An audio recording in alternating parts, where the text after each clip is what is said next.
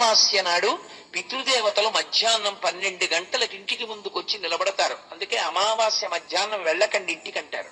ఎవరింటికి ఎందుకు వెళ్ళొద్దంటారంటే అమావాస్య పితృతిథి. ఒక్క దీపావళి అమావాస్య నాడు మాత్రం ప్రదోషం వరకు ఉంటారు. ప్రదోషం వరకు వెళ్ళి ఉండి పితృదేవతలు వెళ్ళిపోతారు. అప్పుడు వెళ్ళిపోతున్నప్పుడు ఆ చీకట్లో వాళ్ళు వెళ్ళిపోతూ కోరుకుంటారు, ఇంత కష్టపడి సంతానాన్ని కన్నాను, ఇన్ని సుఖాలు ఇచ్చాను, వీడు నాకు మార్గం చూపిస్తాడా అని అడుగుతారు. అందుకని కొడుకు దివిటి చూపిస్తే దక్షిణ దిక్కుకి తిరిగి ఆ కాంతులు పితృదేవతలకి కనపడతాయి. ఆ కాంతులలో వాళ్ళు పరమ సంతోషంతో వెళ్ళిపోతారు. పితృదేవతల యొక్క సంతోషమే వంశాభివృద్ధికి కారణమై ఉంటుంది. మీరు కావాలంటే రామాయణం బాలకాండ చదవండి. బాలకాండలో పేతరు వృషణౌ భూమౌ సహస్రాక్షస్య తక్షణాత్ అంటూ గౌతమ మహర్షి ఆ ఇంద్రుడికి శాపం ఇచ్చినప్పుడు పితృదేవతలకి ఆహారమైనటువంటి మేష వృషణములను ఎందుకు ఇంద్రుడికి అమర్చాడు, పితృదేవతల యొక్క వైభవం ఏమి అన్నది వ్యాఖ్యానంలో చెప్తారు. అటువంటి పితృదేవతలు ప్రతి అమావాస్య నాడు వచ్చి నిలబడతారు. వాళ్ళు ఎంత దయాస్వరూపులై ఉంటారంటే నువ్వు తర్పణ చేస్తే పరమ సంతోషిస్తారు. కనీసం జలతర్పణ చేయకపోతే ఒక బ్రాహ్మణుడికి ఒక్క స్వయం పాకం ఇస్తే మురిసిపోతారు. నువ్వు అది కూడా ఇవ్వకపోతే కించిత్తు ద్రవ్యం ఇస్తే మురిసిపోతారు. అది కూడా ఇవ్వకపోతే మధ్యాహ్నం 12 గంటల వేళ కనీస విధి కొడుకుది. 12 గంటలకి ఇంట్లో నిలబడి ఒక్కసారి వీధి గుమ్మం తెరిచి ఆ వీధి గుమ్మం వైపుకి 2 చేతులు 3 మార్లు ఇలా చూపించాలి. నాన్నగారండి ఏమనుకోకండి, ఇవాళ నేను మీకు ఏమీ చెయ్యలేకపోయాను, నన్ను క్షమించండి అని చెప్పాలి. 3 మాటలు చేతులు ఇలా చూపిస్తే చాలు. ఆ చూపించినంత మాత్రం చేత సంతోషించి పోన్లే నాన్న వచ్చే అమావాస్య నాడు పెడుదువు గానివని ఆశీర్వచనం చేసి వెళ్ళిపోతారు తేజరూపాలతో. అంతటి దయామయులై ఉంటారు పితృదేవతలు. భవతి ఉన్నాను అనడానికి కారణం తండ్రి. అటువంటి తండ్రి శరీరంతో ఉన్నంత కాలం తండ్రిని గౌరవించాలి. తండ్రి శరీరం పతనమైపోతే ఆయన కోరుకునేది ఒక్కటే, పున్నాన నరకము నుండి తప్పించగలిగిన వాడు కాబట్టి పుత్రుడు గయాశ్రాద్ధం పెట్టాలి నా కొడుకని కోరుకుంటాట. ఆ గయా శ్రాద్ధం పెట్టి గయ వెళ్ళి శ్రాద్ధం పెట్టని కొడుకు ఎవరు ఉంటాడో ఆ కొడుకుని చూసి వాళ్ళు దుఃఖాన్ని పొందుతారు. ఇంతటి దుర్మార్గుణ్ణి కన్నాను నేనని. మీరు దేవీ భాగవతం లాంటి గ్రంథాలు పరిశీలించి చూడండి. దుష్టుడైనటువంటి కుమారుడు ఒకడు పుడితే అంతకు ముందు పుణ్యం చేసుకున్నటువంటి 7 తరాల పితృదేవతల్ని కిందకి లాగేస్తారు. అందుకే తండ్రి కుమారుణ్ణి కనేటప్పుడు అంటే భార్య గర్భంతో ఉన్నప్పుడు గర్భ సంస్కారములు చేస్తారు. ఆ గర్భంలో ఉన్న జీవుడు ఎవరొస్తున్నాడో తెలియదు. ఒక్కొక్కసారి శత్రువు పుత్రుడుగా వస్తాడు బాధ పెట్టడానికి. కొడుకుగా వచ్చి ఏది మాట వినడం, తండ్రిని ఏడిపించడమే వాడికి ప్రయోజనంగా వస్తాడు. శత్రువు కొడుకుగా వస్తాడు. లోపల ఉన్న జీవుడు ఏ సంస్కారంతో వస్తున్నాడో తెలియదు కాబట్టి వాణ్ణి సంస్కరించడానికి గర్భ సంస్కారములు వచ్చాయి. గర్భ సంస్కారములన్నీ చెయ్యకపోతే, అలా చెయ్యనప్పుడు కనీసం శ్రీరామాయణాన్నంతటిని వింటారు.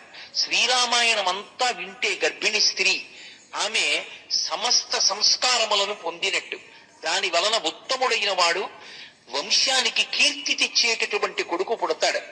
అథవా అది కూడా చేయకపోతే బాలకాండలో చెప్పినటువంటి షణ్ముఖోత్పత్తి, శ్రీమద్భాగవతంలో ఉన్నటువంటి దశమస్కంధంలోని కృష్ణలీలలు వినమన్నారు.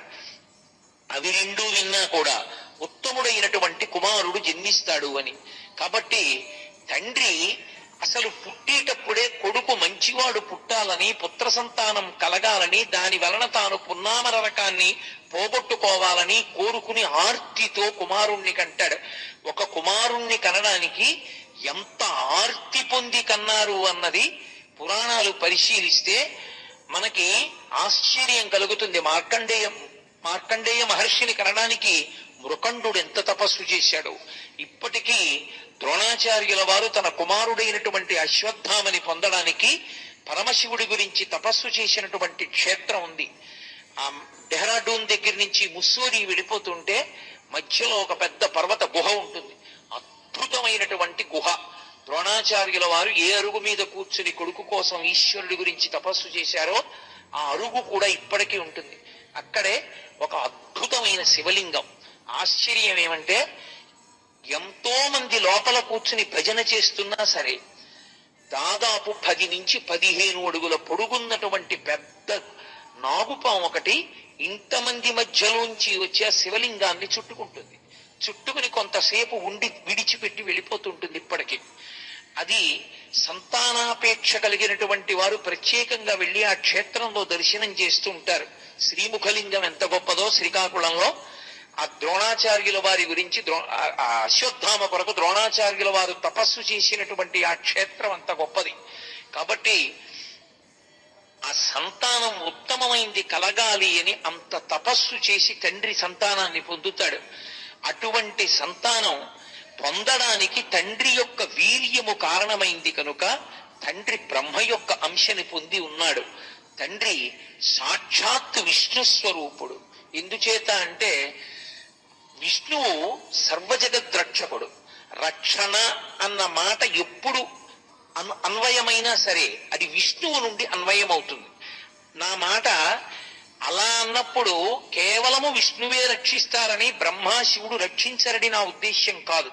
కానీ సాధారణంగా రక్షణ అన్నది ఎవరి వైపు నుంచి వెడుతుంది అంటే విష్ణువు పరంగా వెడుతుంది. అందుకే జాగృతావస్థకంతటికీ కూడా ఆధిపత్యం ఎవరిది అంటే శ్రీ మహావిష్ణువుది. అందుకే మీరు చూడండి, నిద్ర లేచేటప్పుడు తప్పకుండా 3 పర్యాయాలు బిగ్గరగా నోటి వెంట ఒక నామమే రావాలి. మీరు ఏ సంప్రదాయంలో ఉండండి, ఎవరిని ఆరాధన చెయ్యండి, అది వేరు విషయం.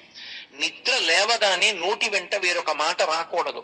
3 మార్లు ప్రకటనంగా వైఖరీ వాక్కుగా రావలసిన మాట ఒకటే, శ్రీహరి శ్రీహరి శ్రీహరి అని నిద్ర లేవాలి. లోపల పడుకున్న వారు నిద్ర లేచారని గుర్తు ఏమిటంటే శ్రీహరి అని 3 మార్లు వినపడుతుంది అంటే వారు నిద్ర లేచారు అని గుర్తు.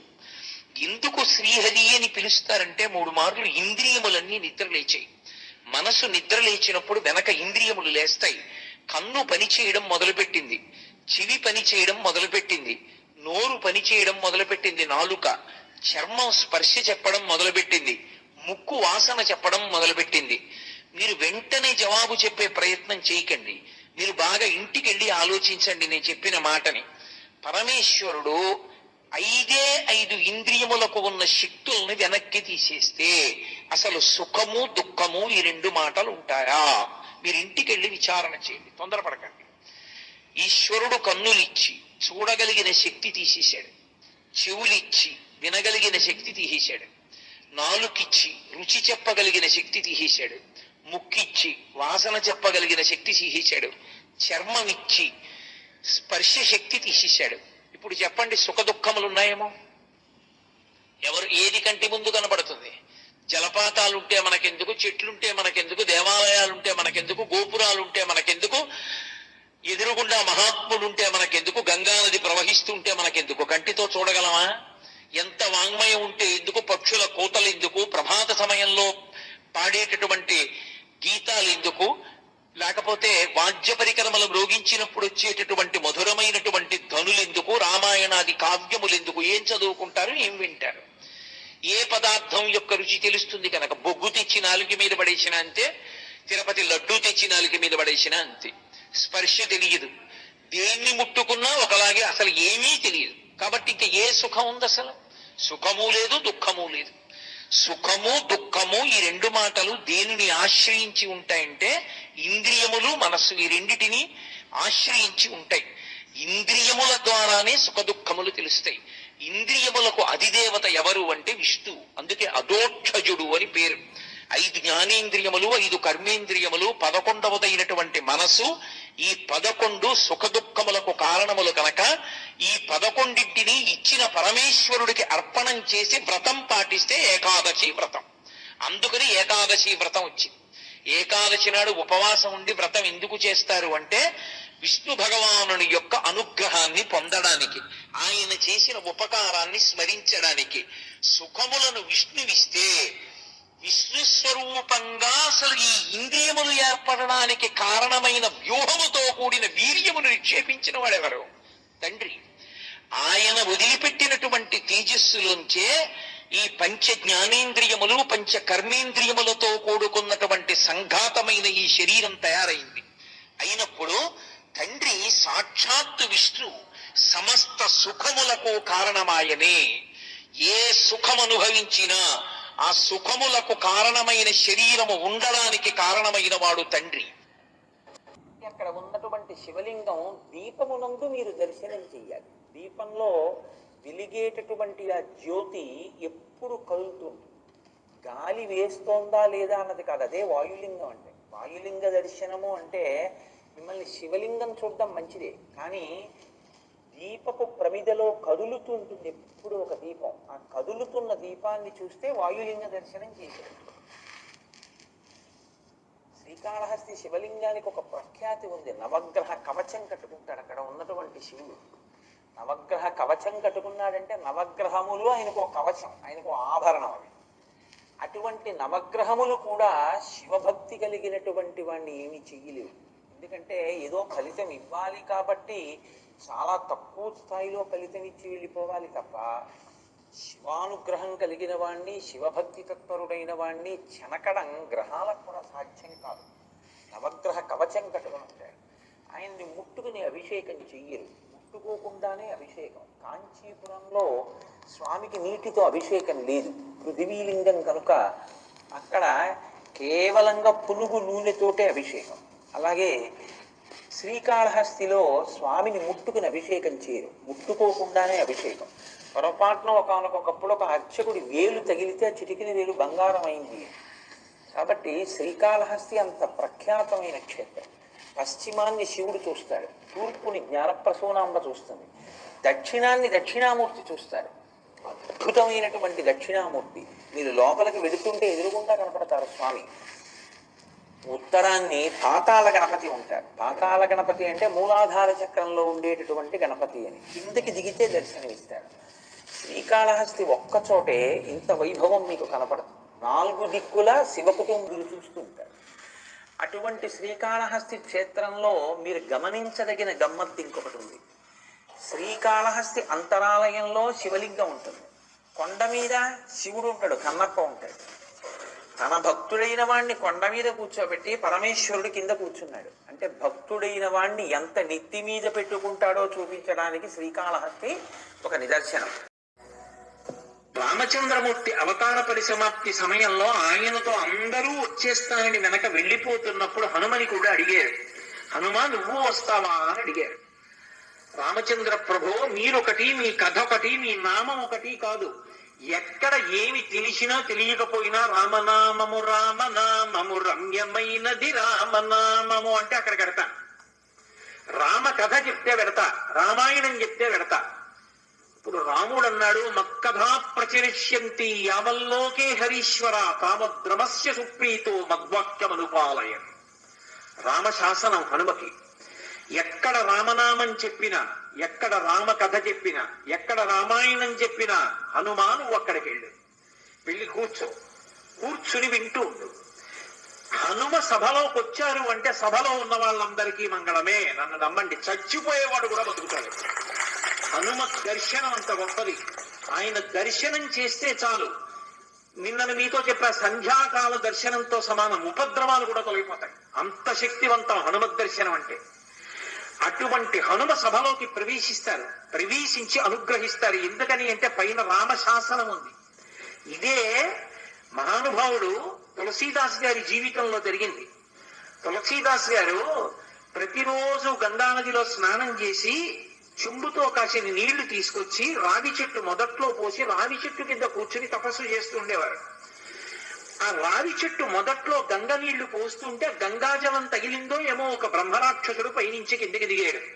బ్రహ్మరాక్షసుడు అంటే ఎవరు అనుకుంటారేమో, వేదం చదువుకుని కూడా దొంగతనాలు లాంటివి చేసి బ్రతికిన వాళ్ళు బ్రహ్మరాక్షసులు అవుతారు. పతంజలి చరిత్రలో చెప్తారు. కాబట్టి అటువంటి బ్రహ్మరాక్షసుడు క్రిందికి దిగి అన్నాడు, నువ్వు నాకు మహోపకారం చేశావు. ఎప్పటి నుంచో ఈ చెట్టు మీద పడున్నాను. నువ్వు గంగాజలాన్ని తెచ్చి ఈ చెట్టు మొదట్లో పోసినప్పుడు గంగాజల స్పర్శ చేత నా పాపం శమించింది. నేను సాధారణ రూపాన్ని పొందాను. నీకు నేను ప్రత్యుపకారం చెయ్యాలనుకుంటున్నాను. నీవు రామదర్శనం కోసం పరితపిస్తున్నావు. నీకు రామదర్శనం కావాలి అంటే చేయించగలిగిన వారు హనుమ ఒక్కరే. హనుమ రోజు వస్తూ ఉంటారు. ఎక్కడికి వస్తారో తెలుసా? ఎక్కడెక్కడ రామనామం జరుగుతుందో, ఎక్కడెక్కడ రామనామం ప్రస్తావనకు వస్తుందో, ఎక్కడెక్కడ రామ కథ చెప్పబడుతుందో అక్కడ ఉంటారు. కాశీలో హనుమాన్ ఘాట్ లో ఒక వ్యక్తి రోజు రామాయణం చెప్తున్నాడు. అక్కడికి వచ్చి కూర్చుంటారు. ఎలా గుర్తుపడతావో తెలుసా? అందరికన్నా ముందు సభలోకి వస్తారు. అందరికన్నా ఆఖరణ కళ్ళ నీళ్ల పెట్టుకుని ఒక్కడు తలదించుకుని నడిచి వెళ్ళిపోతూ ఉంటాడు. నువ్వు గుర్తుపట్టి వెంట వెళ్ళు అన్నారు. అప్పుడు ఆ రూపంలో వెళ్ళారు. అన్ని వేళలా అలా వెళ్ళరు, ఏ రూపంలోనైనా వెడతారే. కాబట్టి తులసీదాస్ గారు హనుమాన్ ఘాట్కి వెళ్ళి కూర్చున్నారు. అందరికన్నా ముందు ఒక వ్యక్తి వచ్చాడు రామాయణం వినడానికి. అందరూ వెళ్ళిపోయిన తర్వాత తల ఉంచుకుని కన్నులంబట నీరు కాదుతుండగా వెడుతున్నాడు. తులసీదాస్ గారు ఆయన వెంటపడ్డారు. ఆ వ్యక్తి కనిపెట్టాడు, ఎవరో నన్ను వెంబడిస్తున్నారని. ఆయన హనుమ, ఆ ముందు వెడుతున్నవారు. వెనక్కి తిరిగి గద్దించాడు. ఎందుకు నా వెంట వస్తున్నావు? ఆగక్కడ. కాదు, నాకు రామదర్శనం కావాలి, నీ వల్లే జరగాలి. వెళ్ళి కాళ్ళ మీద పడ్డారు. కాళ్ళ మీద పడితే ఆయన ఒక స్థలాన్ని చెప్పారు. అక్కడ కూర్చుని నువ్వు జపం చెయ్యి, తపస్సు చెయ్యి, నీకు రామదర్శనం అవుతుందన్నారు. తులసీదాస్ గారు కూర్చుని తపస్సు చేస్తున్నారు. తపస్సు చేస్తుంటే రామలక్ష్మణులు ఇద్దరు రాజకుమారుల రూపంలో గుర్రాల మీద వచ్చారు. వచ్చి గుర్రాలు దిగి అరుగు మీద సేద తీరారు. ఎవరో రాజకుమారులని తులసీదాస్ గారు ఊరుకున్నారు. వాళ్ళిద్దరూ గుర్రం ఎక్కి వెళ్ళిపోయారు. హనుమ వచ్చారు. రామలక్ష్మణులు వచ్చారు, గుర్తుపట్టావా అన్నారు. ఎప్పుడు వచ్చారు అన్నాడు. అయ్యో, ఇద్దరు రాజకుమారుల వేషంలో వచ్చారయ్యా, నువ్వు గుర్తుపట్టలేదు, వెళ్ళిపోయారు అన్నారు. ఎంతో బాధపడ్డారు. మళ్ళీ సాధన చెయ్యారు. మళ్ళీ సాధన మొదలుపెట్టారు. మళ్ళీ సాధన మొదలు పెడితే కొన్నాళ్ళు అయిపోయిన తర్వాత చిన్న పిల్లవాడి రూపంలో రాముడు వచ్చాడు. గంధం తీస్తున్నారు తులసీదాస్ గారు రామచంద్రమూర్తికి అనులేపనం చేయడానికి. చిన్న పిల్లవాడి రూపంలో వచ్చి తాతా తాతా నాకు గంధం ఇస్తావా అని అడిగాడు. ఇది రాముడి కోసం రా పో అన్నారు తులసీదాస్ గారు. మళ్ళీ పొమ్మంటున్నాడు రా రాముడు వస్తే అని హనుమ వెంటనే పంజరంలో చిలక రూపంలో వచ్చి పాట పాడాడు. రాముడు బాలుడి రూపంలో వచ్చి తులసీదాస్ గారిని గంధం అడుగుతున్నాడు. గుర్తించలేని తులసీదాసు వెళ్ళిపోమ్మంటున్నాడు అని. అది విన్నటువంటి తులసీదాస్ గారు వెంటనే పిల్లవాడి కాళ్ళు పట్టుకుని పిల్లవాడి కాళ్ళ మీద పడ్డారు. పడగానే రామచంద్రమూర్తిగా దర్శనమిచ్చారు. దర్శనమిచ్చి, తులసీదాస్, నా పేరు మీద నువ్వు రామాయణాన్ని, దక్షిణ దేశంలో వాల్మీకి రామాయణం, దక్షిణ దేశం ఎక్కడైనా వాల్మీకి రామాయణం, కానీ నువ్వు ఇప్పుడు రామచరితమానస్ అన్న పేరు మీద రామాయణాన్ని రచించు. ఉత్తర భారతదేశంలో రామచరితమానస్ కి ఎంత గౌరవం అంటే, మీరు ఆలయాల్లోకి వెళ్ళండి, వ్యాసపీఠాలు పెట్టి దాని మీద రామచరితమానస్ పెడతారు. గుళ్ళోకి వెళ్ళిన వాళ్ళు కనీసం ఒక్క శ్లోకమైన అందులోంచి చదువుకుని చక్కగా పువ్వు ఏదో పెట్టి నమస్కారం పెట్టొస్తారు. రామచరితమానస్ కి అంత గొప్ప. విచిత్రం ఏంటంటే హనుమాన్ చాలీసా, రామచరితమానస్ రెండు తులసీదాస్ గారి శరీరంతో ఉండగానే ప్రఖ్యాతి వహించేసి. అటువంటి తులసీదాస్ గారు ఎప్పుడూ రామనామం చెప్తుండేవారు. ఒకప్పుడు తులసీదాస్ గారు దండవొడ్డున నిలబడి ఉన్నారు. ఒక ఆవిడ గబగబా వచ్చి ఆయన కాళ్ళ మీద పడి నమస్కారం చేసింది. ఎప్పుడు అలవాటు మీద తులసీదాస్ గారు దీర్ఘ సుమంగళీ భవ అన్నారు. అయ్యా, నన్ను దీర్ఘ సుమంగళీ భవ అంటున్నారు, నా భర్త మరణించాడు, అదిగో చితి మీద పడుకోబెడుతున్నారు దహన సంస్కారానికి. మీ నోట వంట వచ్చిన మాట అబద్ధం కాకూడదు అందావిడ. నా నోట రావడం ఏంటమ్మా, రాముడు పలికించాడు. ఆయన వెంటనే అక్కడికి వెళ్లి ఆ కమండలంలో నీళ్లు తీసి ఆ శవం మీద చల్లి రామనామం చెప్పారు. చటుక్కులు లేచి కూర్చున్నాడు. ఇది చూశారు పాదుషా యొక్క గూఢచారులు ఆ గంగా తీరంలో తిరుగుతూ. తులసీదాస్ గారి దగ్గర రకరకాలైనటువంటి విన్యాసాలున్నాయి, ఆయన ఏమైనా చెయ్యగలడని పాదుషాకి చెప్పారు. పాదుషా తులసీదాస్ ని పిలిపించారు. పిలిపించి, నువ్వు ఒక చచ్చిపోయిన వాడిని బతికించావుట, ఏవి కొన్నటువంటి వింత చేష్టితములు చెయ్యన్నారు. తులసీదాస్ గారు అన్నాడు, వింత చేష్టితములు చేయడానికి నేను గారడి వాడినా? కాదు, రాముడు నన్ను పనిముట్టుగా అనుగ్రహించాడు, అది రామానుగ్రహం అన్నాడు. అంటే నేను చెప్పిన మాట పాటించట్లేదు కాబట్టి కొరడాలతో కొట్టండి అన్నాడు. అంటే అప్పుడు హనుమాన్ చాలీసా చేశారు తులసీదాస్ గారు. కళ్ళు మూసుకుని హనుమని తెలుసుకుని హనుమాన్ చాలీసా చేస్తుంటే భటులు వచ్చి కొరడాలు పట్టుకుని కొట్టడానికి పైకెత్తుతున్నారు. ఆశ్చర్యం ఏమిటంటే ఆ రోజున పాదుషా కోట అంతఃపురం అంతటా పెద్ద పెద్ద కోతులు వచ్చి ప్రతి సైనికుడి చెయ్యి పట్టుకున్నాయి కదలకుండా. పాదుషా భయపడిపోయి సింహాసనం దిగి కిందకొచ్చి తులసీదాస్ గారి కాళ్ళ మీద పడ్డాడు. అప్పుడు ఖచ్చితంగా పూర్తయిపోయింది హనుమాన్ చాలీసా. ఆ తులసీదాస్ గారి చదివినప్పుడు అన్ని కోతుల రూపంలో వచ్చి ఎదురుగుండా హనుమ నిలబడి కాపాడారు తులసీదాస్ గారిని.